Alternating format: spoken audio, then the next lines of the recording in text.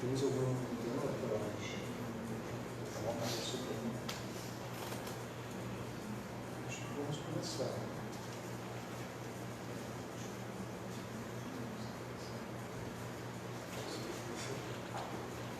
Então, meus irmãos, boa noite.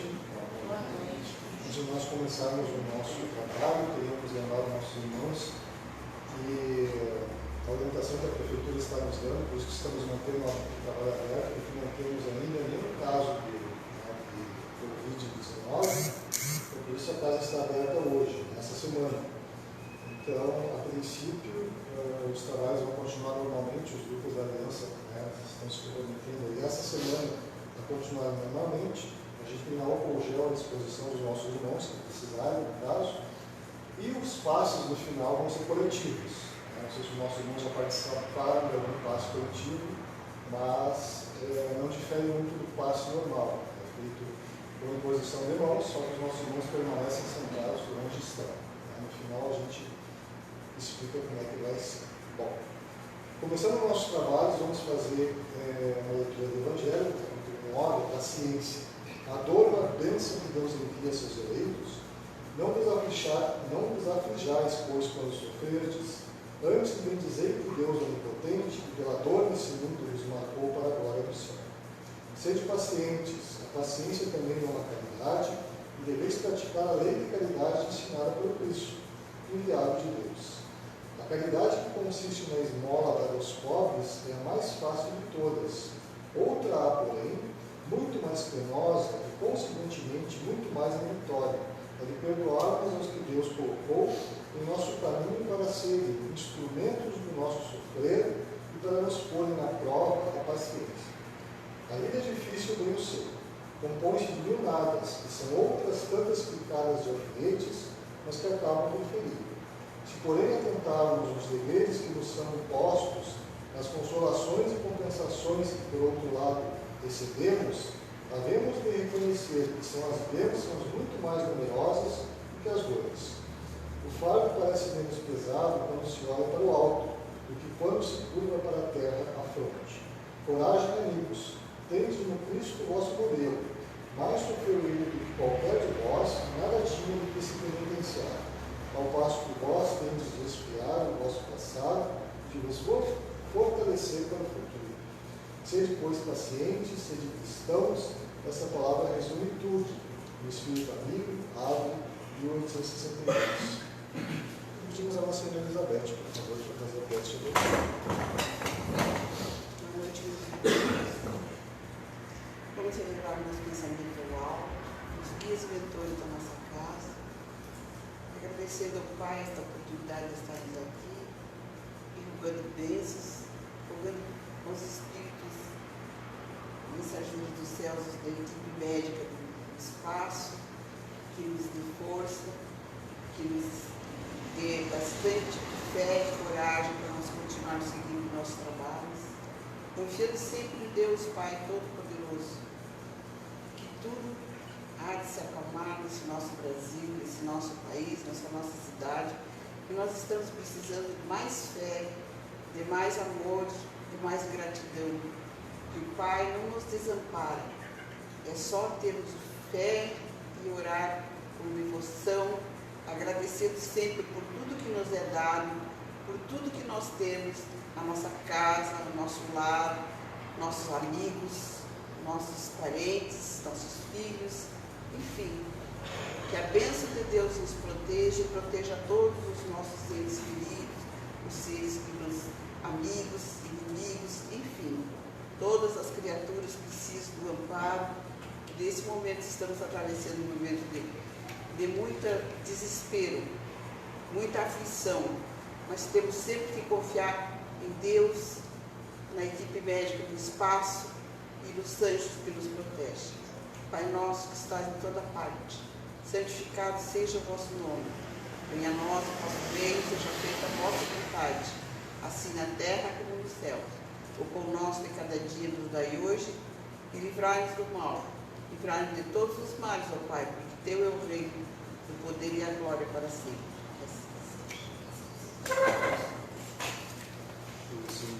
Nós hoje temos conosco mais uma vez o nosso irmão Lucas Leigas Amorim, que vai falar sobre Jesus, caminho, verdade e vida. Tem uma pergunta, eu acho. Deixa eu mostrar a palavra.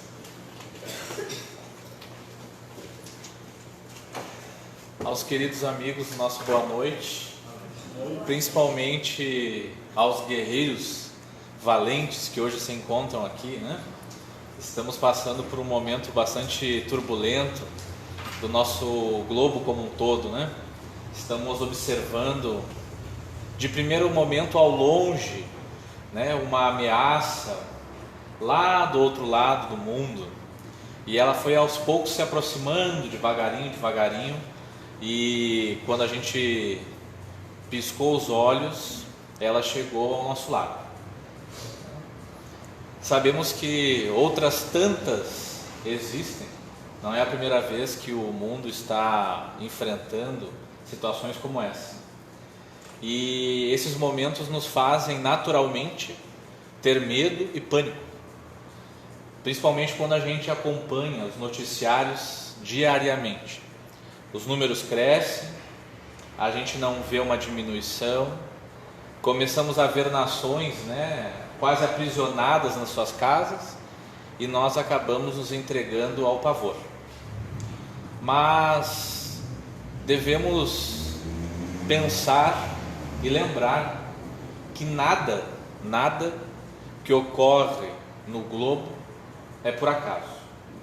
Se nas nossas vidas nada é por acaso, nessa magnitude terrena também não é. Mesmo que hoje a gente não entenda quais os motivos que leva o nosso globo hoje, que nós tanto falamos que está em evolução, a ser infectado, digamos, por este vírus, algum dia talvez nós viemos a conhecer o verdadeiro motivo pelo qual nós estamos passando por isso. Temos certeza que qualquer situação que cruzamos enquanto globo, enquanto irmãos terrenos, nós passamos juntos, e é necessário que se crie uma rede de solidariedade a partir de agora, para que a gente consiga estender a mão, né, para aqueles que estão próximos a nós, ou aqueles que também estão do outro lado do mundo.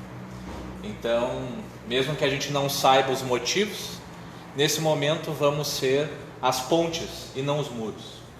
Vamos observar as necessidades daqueles que estão conosco ao nosso lado, né? Caso algum dia nós vejamos a situação, né, que hoje está tranquila, ao nosso lado ficar mais difícil, vamos, né, ser nós os nossos transportadores de amor e de carinho, mesmo que ele seja à distância, mesmo que ele seja por pensamento. Se a gente não puder tocar, se a gente não puder beijar, se a gente não puder apertar a mão, vamos ser os transportadores de energias através da prece, através dos bons pensamentos. E a gente tem certeza de que vai estar fazendo muito bem. Mas, nesta noite nos cabe uma outra reflexão, que não é, neste momento, a reflexão do coronavírus. É, na verdade, uma reflexão que é uma indagação. Vocês já devem ter ouvido em algum momento das suas vidas quando Jesus assevera: eu sou o caminho, a verdade e a vida. E talvez essa fala de Jesus tenha passado despercebido por toda a nossa existência. Talvez a gente até repita de forma quase que copiando sem compreendê-la. E depois Jesus complementa dizendo: ninguém vai ao Pai senão por mim. E isso faz com que alguns companheiros acreditem ser Jesus, um dos espíritos mais arrogantes que já passou pelo planeta Terra, porque coloca em si a exclusividade de ser a ponte para Deus, ou principalmente ser Ele a verdade de tudo, a vida e o caminho. E é justamente isso que hoje nós viemos tentar entender. Era por volta do ano de 1933. Alguns fatos históricos ocorreram neste ano fatídico para o globo. Talvez o dia que nós vivemos hoje, que esteja daqui a 50, 100 anos nos livros de história, e os nossos netos e bisnetos irão ler sobre a fase que passamos hoje, é como nós observamos o ano de 33 que se passou há algum tempo. No ano de 1933, a nossa nação observava, e nação enquanto globo, um outro tipo de vírus, um outro tipo de problema. Porque em principal, numa região, ao qual conhecemos hoje como a Alemanha, estava tomando posse um até então desconhecido chanceler, chamado Adolf Hitler, que havia batalhado alguns 10, 12 anos atrás, por 1917 e 18, na Primeira Guerra Mundial. Estava naquele momento sendo reconhecido como um daqueles batalhadores da Primeira Grande Guerra. Mas estava agora reverenciando e chamando a população às ruas para que ele pudesse colocar a Alemanha, naquela época conhecida, e principalmente a Europa no seu entorno, como os países mais ricos que se houvera conhecido. Porque justamente logo após a Primeira Guerra Mundial, alguns países daquele conglomerado enfrentavam uma grande crise, enfrentavam uma situação jamais vista na economia e estavam a ponto de colapso. Dizia este homem em alto e bom som para a população que o problema, na verdade, fora que após o final da Primeira Guerra, alguns pequenos países houveram sido dizimados. E a partir daquele momento, muitos houveram entrado nos outros países mais ricos e maiores, levando a doença, levando o desemprego, levando a falência na economia e levando principalmente a sua burrice. Então este homem, que parecia alguém a um primeiro momento quase esquecido, ganhava as ruas mais e mais, passava a ser ovacionado nas esquinas, nos comícios, até tomar posse em 33 como chanceler. O que mostrava que a população concordava em número e grau com este companheiro. Mas no ano de 1933, houvera um fato anônimo que acontecera também no mundo e que nós não registramos nos livros de história. Nascera uma menina chamada Francine Christophe.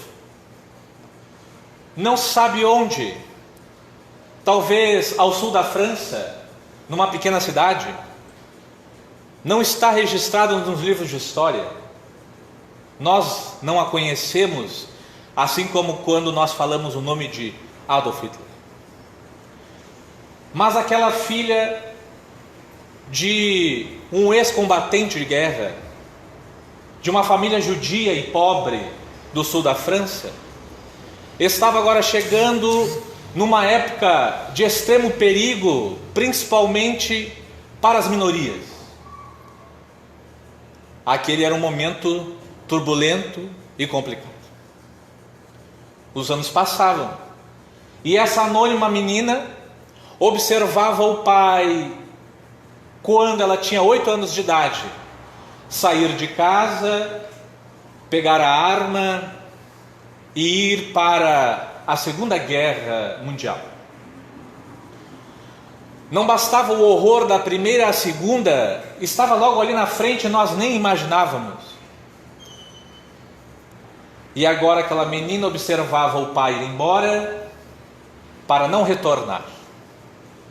Mas não que o pai tivesse sido morto, pelo contrário, ocorrera fato pior com ele, talvez morrer não fosse tão ruim quanto ser um prisioneiro de guerra na Segunda Guerra Mundial. Ser um prisioneiro de guerra era como se você tivesse morrido sem um atestado de óbito, porque agora você era um dos prisioneiros daqueles quase 20 mil campos de concentração fundados por Adolf Hitler e outros tantos que concordavam com ele, para que pudessem exterminar aqueles companheiros que acreditava ele serem o expurgo da sociedade. Francine e sua mãe estavam agora enfrentando uma outra situação. O pai, por ser prisioneiro, elas também poderiam ser presas a qualquer momento. Não só por serem judias, mas principalmente porque o pai agora estava aprisionado. E elas, por serem membros desta família, também poderiam parar em mesma situação. E isso não demora a ocorrer. Logo em seguida, talvez algumas semanas depois, a guarda chega até os seus lares e naquela oportunidade, ela e a mãe são presas.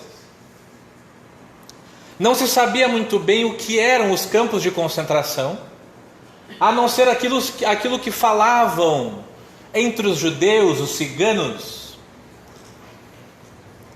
Havia muitos boatos, talvez fossem invenções das cabeças das pessoas.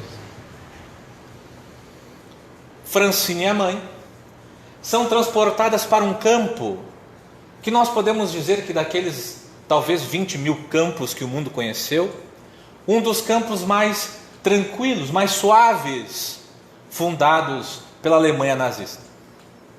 O campo de Bergen-Belsen era um campo diferente dos demais, porque era um campo que não tinha uma câmara de gás, que era utilizada para poder exterminar em massa aqueles que chegavam nos vagões de trem, quase sem caber de tantas pessoas. O campo de Bergen-Belsen era um campo suave, porque era apenas um campo onde as pessoas trabalhavam forçadamente, era apenas um campo onde se morria de fome, de frio, mas não se morria de gás. Na verdade, Bergen-Belsen foi utilizado como moeda de troca. Aqueles que lá eram aprisionados eram colocados para serem quase que uma mercadoria. Se algum alemão fosse preso do outro lado, pegava-se alguém ou uma família do campo de Bergen-Belsen e se trocava, para que aquele homem não morresse do outro lado. Então, por isso, as pessoas precisavam viver. A mãe de Francine Christophe, naquele momento de desespero ao sair de casa, ouvira do guarda alemão, antes de sair, que era possível ter uma regalia, uma facilidade, justamente por serem prisioneiras, família de um prisioneiro de guerra. Então tinha uma facilidade. Elas poderiam pegar de casa qualquer artefato que quisessem. Não iam sair só com a roupa do corpo, mas podiam pegar alguma coisa a mais.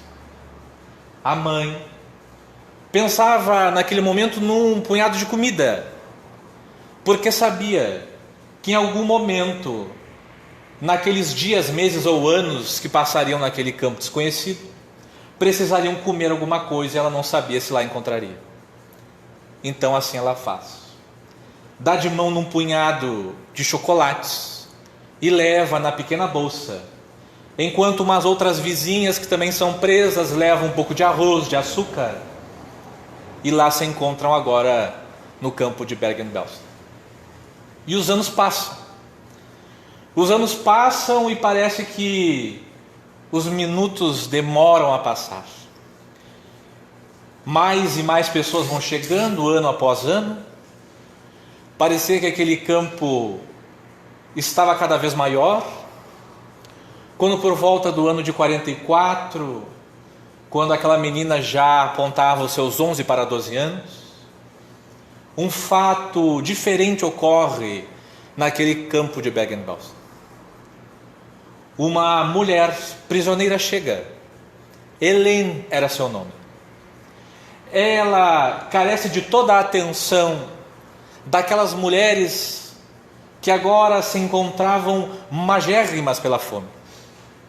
Ela tinha uma barriga, e não era uma barriga de gordura, era uma barriga de gravidez. Se já era sofrido para aquelas mulheres que agora enfrentavam, sem um outro ser, para consumir as suas energias, que elas quase não tinham, imaginem aquela mulher grávida naquela oportunidade. Então, todas se comovem e fazem com que Helene tenha todos os cuidados necessários para que aquele bebê venha ao mundo, talvez. Porque pela fome e pelo frio, não se sabia se nasceria, se ela morreria, o que ia acontecer. Numa noite qualquer como a que faz hoje, entra em trabalho de parto Helene. E Helene, naquela oportunidade, esforça-se ao máximo para expurgar dentro de si aquele serzinho. E aquele amor materno faz com que todo o esforço seja em vão.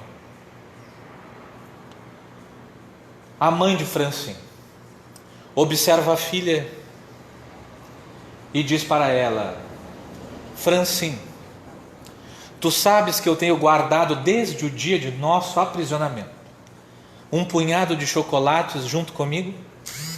E ela diz: sei sim, mamãe. Então eu gostaria, Francine, que tu me dissesse, tu abdicas de ingerir esses chocolates para que eu possa dar para Helene, que talvez morra neste parto? E ela diz: sim, mamãe, pode dar os chocolates a Helene. Elas não tinham noção de quanto tempo mais ficariam ali, e se algum dia realmente não teriam comida, aqueles chocolates lhe fariam falta.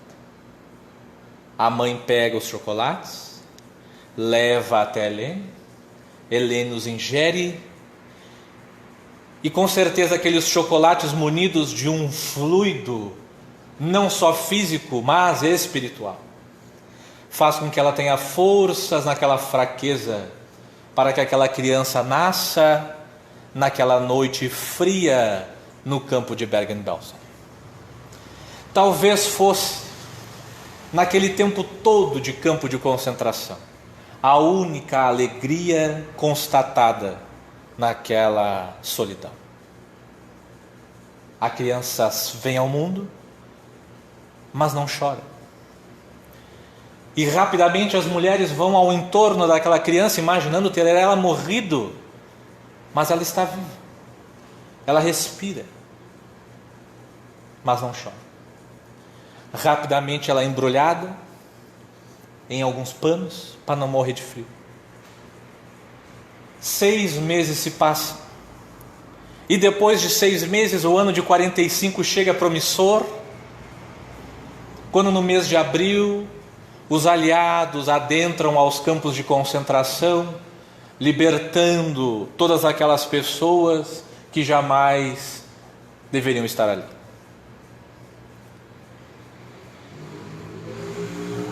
Naquele momento, no dia da libertação, 6 meses após o nascimento da menina, ela chora como se o nascimento dela tivesse corrido naquele momento da libertação pelos ingleses.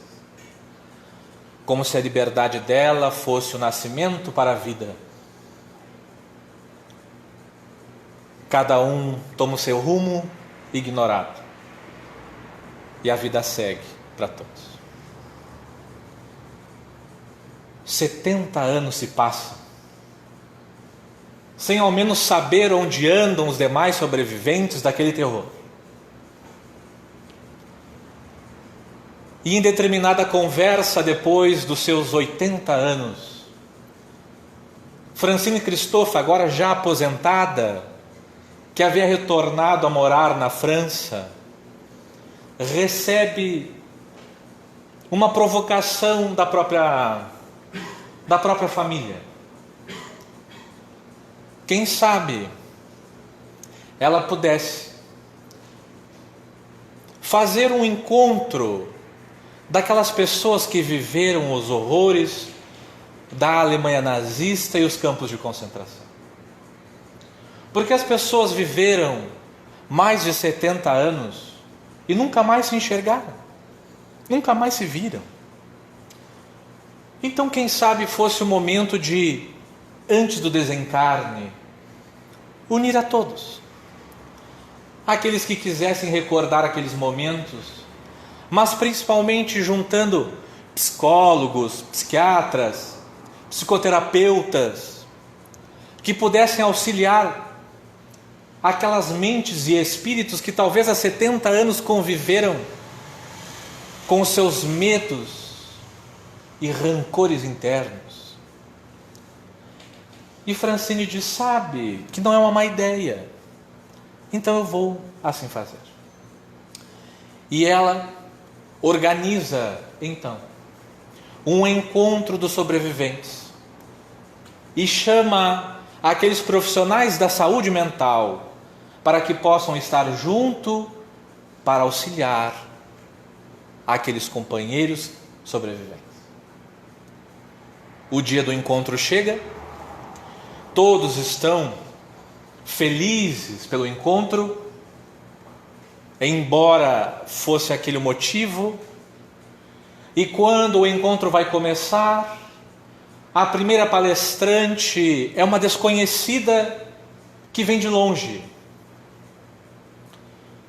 Se dedicava ao estudo da psicoterapia da mente humana e a superação dos seus horrores. Ela toma o microfone na tribuna e antes de fazer a fala inicial, ela diz: eu gostaria de chamar aqui junto comigo no alto deste palco a senhora Francine Christophe, se aqui estiver sentada entre nós. Ela toma um susto, levanta da primeira fileira, sobe vagarosamente naquela escada e vai ao lado do púlpito. E quando ali chega, a menina olha para ela, um tanto jovem, e diz: Francine, antes que eu fale qualquer coisa, eu preciso lhe trazer um presente que eu guardo já há algum tempo. Ela bota a mão no bolso e puxa um pedaço de chocolate. E diz: Francine, antes que eu inicie a minha fala, eu venho aqui para te trazer algo que me foi muito importante naquela época e talvez tenha te feito falta e tu abdicou. Eu te trago chocolates, Francine, porque minha mãe sempre me contava que graças a um gesto de uma pequena menina dos seus 11, 12 anos, abdicando do seu chocolate, que talvez lhe salvasse a vida algum dia, eu pude nascer, porque só assim a minha mãe teve forças. Então eu não poderia, Francine, não vir aqui e não te dar este presente em retribuição e te dizer que hoje eu só estou viva pelo teu gesto. Hoje eu só estou aqui porque tu existir.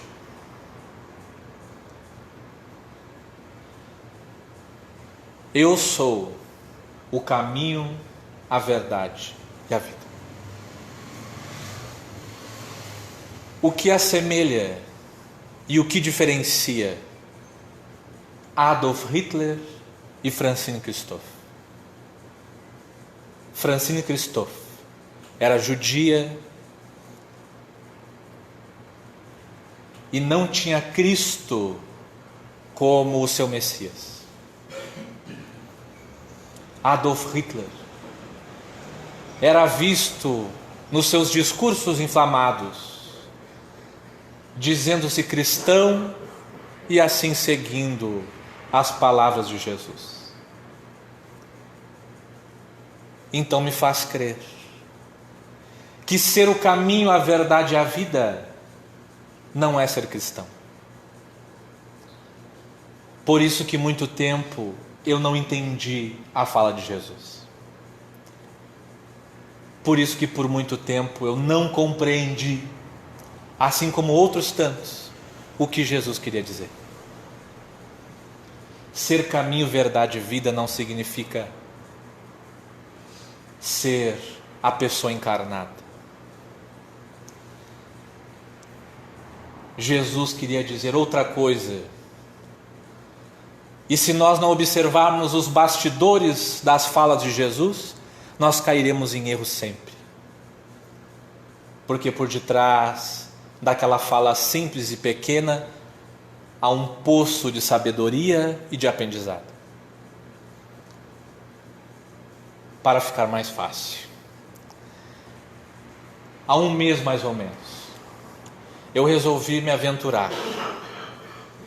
E vou contar essa história rápida, pessoal. Resolvi me aventurar e sair do meu dia a dia. Fazer alguma coisa que talvez me desse um pouco mais de adrenalina, que me fizesse suar um pouco. E aí um primo meu sugeriu, quem sabe nós vamos às cascatas de Itaara. Você vai ver lugares belos, você vai gostar. Eu disse para ele, por que não? Mas eu não sei chegar. Ele disse, fica tranquilo porque eu sei. Eu já fui, então eu vou te levar. Eu disse, então tá. Se você sabe, eu vou. Chegou o dia, a hora marcada, nos encontramos na entrada e começamos a entrar num pequeno desfiladeirinho que cabia malemar uma pessoa. E aí eu comecei a já ficar meio nervoso.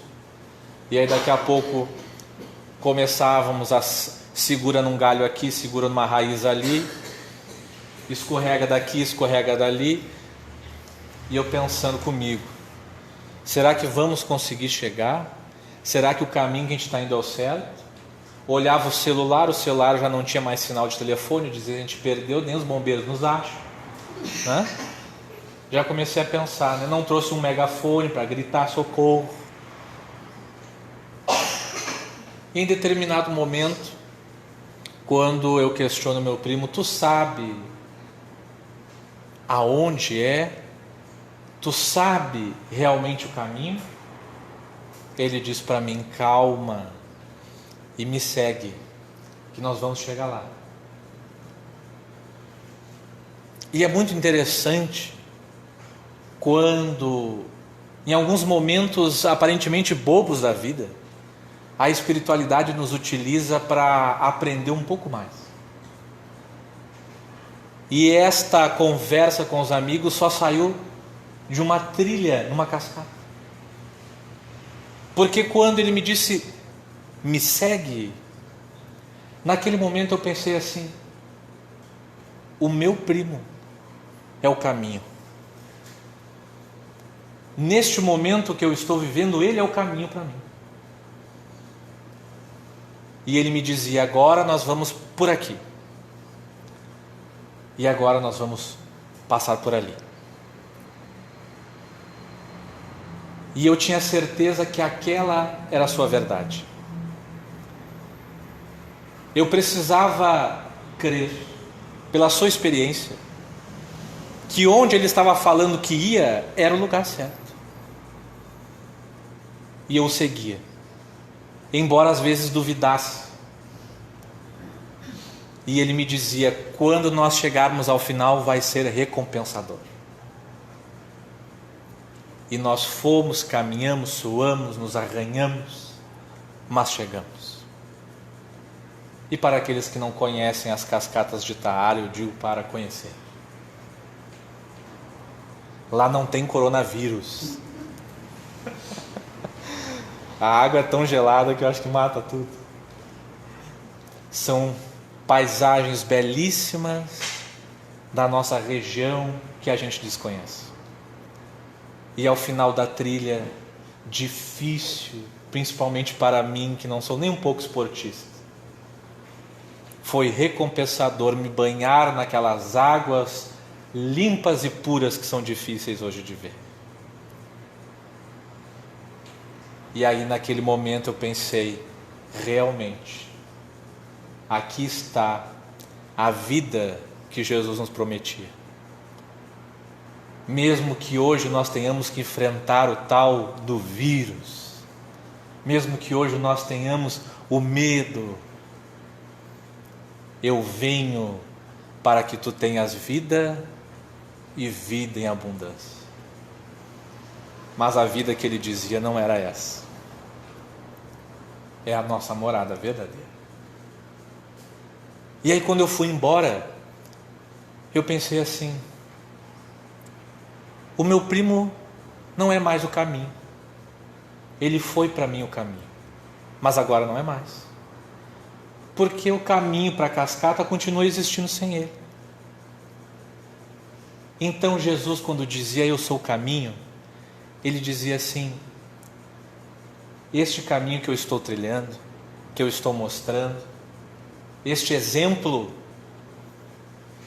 é o caminho. O caminho é este daqui. Quando eu não mais estiver aqui, vocês vão traçá-lo sozinhos. E é o que a gente faz até hoje, 2000 anos depois. Embora às vezes seja difícil fazer aquilo que Jesus faria, que às vezes a gente quer rasgar o Evangelho, mas Jesus nos mostrava isso, que na verdade não era a arrogância dele. Ele estava mostrando e se anulando, dizendo: se fizeste isso que eu faço, isso é o caminho. Este é o caminho. Então eu pude compreender. Olha que loucura. Eu posso dizer que compreendi um pouquinho da fala de Jesus no meio de uma trilha. Alguns vão dizer que eu comi bolinha de cinnamon no meio da trilha, né? Mas é assim, porque a espiritualidade ela nos encontra quando a gente dá uma brechinha para eles, né? Nossos dias são tão difíceis às vezes que a gente não consegue dar uma brechinha para eles nos ajudarem. E aí foi neste momento que eu pude compreender. Por isso a provocação: será que Jesus realmente é o caminho, a verdade e a vida? Porque discordando, mas respeitando intensamente, algumas filosofias, algumas religiões colocam a salvação apenas em Jesus. Se nós colocarmos a salvação apenas em Jesus, nós estaremos discordando com o codificador da doutrina espírita, que diz que fora da caridade não há salvação. Não é fora de Jesus, não é fora da religião, é fora da caridade. Porque nós tiraríamos o mérito dos não cristãos, dos ateus, dos agnósticos, aqueles companheiros que não acreditam em Deus ou em Cristo, mas que são bondosos corações da humanidade. Nós tiraríamos todo o esforço feito por Gandhi, da não violência, que não acreditava em Jesus, porque a sua filosofia assim não o colocava. Então, na verdade, neste fim de noite, que nós podemos às vezes comparar com o final dos tempos, quando a gente vai deitar a cabeça no travesseiro na noite escura e começa a pensar em tudo que viveu naquele dia, e por vezes a gente nos pega chorando devagarinho, com aquela ansiedade que nos toma o corpo, o espírito e o coração, sem saber se o dia de amanhã nos reserva algo de bom ou de ruim. Eu convido os amigos para que possam ecoar nas suas mentes, noite após noite, dia após dia, a eterna canção de João Cabete, chamada Fim dos Tempos, que talvez ele tenha previsto o futuro e visto que em 2020 nós estaríamos passando por algo semelhante. E talvez nós cantássemos com ele: vem Jesus, divino amigo, vem trazer a tua paz. Só tu é o nosso abrigo. Que ventura mil nos traz. Vem, ó meigo nazareno, este mundo consolar. Vem com o teu olhar sereno toda a terra iluminar. Afasta do mundo a guerra, o chacal devorador, que destrói tudo na terra, espalhando luto e dor. Há gemidos de aflição, já não há mais primavera, criancinhas pedem pão e homens lutam como fera. Vem, Senhor, vem reflorir os caminhos. Vem, Senhor, vem perfumar corações, exterminar a dor e fazer calar os canhões. Vem, Senhor, vem com o teu amor tão profundo, iluminar consciências e fazer feliz o mundo. Muito obrigado, meus amigos, por emprestarem os seus ouvidos nessa noite.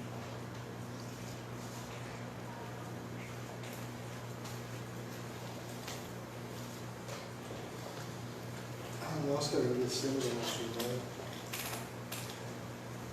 Lucas, que ele possa estar conosco muitas e muitas outras vezes.